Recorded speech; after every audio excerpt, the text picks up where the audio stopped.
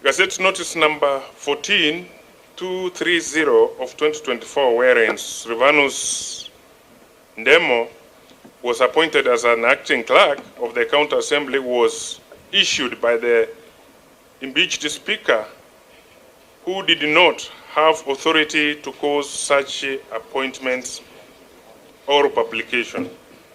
In any case, the office of the clerk was not vacant, and the purported appointment was made by an extinct board.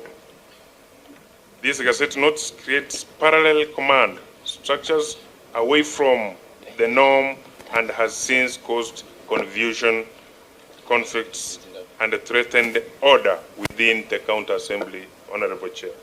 Honorable Chair, Gazette Notes number 14273 of 2024, wherein the impeached Speaker purported to appoint himself and the 5 others as members of the County Service Board, despite having been impeached, and despite 2 of the listed members having been recalled. That's the members of the County Assembly.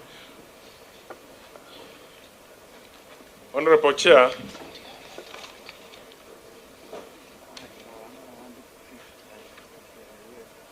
in fact, I wish to notify the committee the extent at which the conflict has affected the county government and the operations of the county government at large.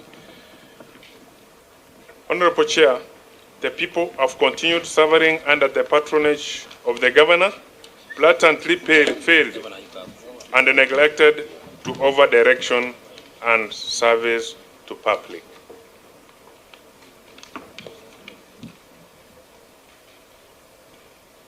Honorable Chair, the existence of parallel county assembly committees has hindered and impaired the oversight roles, and members of the county assembly have not been provided with the documents to interrogate the county budget and the expenditure performance. Honorable Chair. Honorable Chair, as you are aware, the one faction has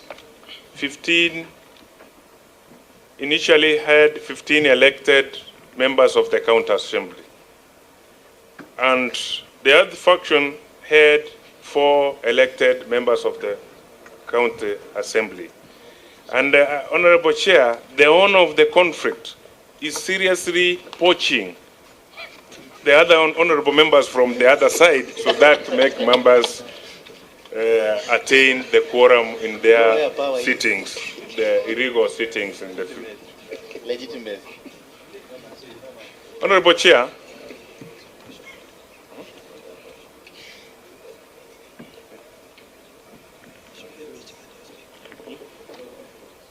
Honorable Chair, before I invite you back to page 12, I wish to notify you that, Honorable Chair, there is duplication of the instruments of authority, and that has caused confusion to the public. Honorable Chair, we wish, if it is possible today, the two powers, signs of authority, the mess to be provided in this committee and to appear, and we ascertain which one is genuine and which one has been improvised from other quarters. Honorable Chair.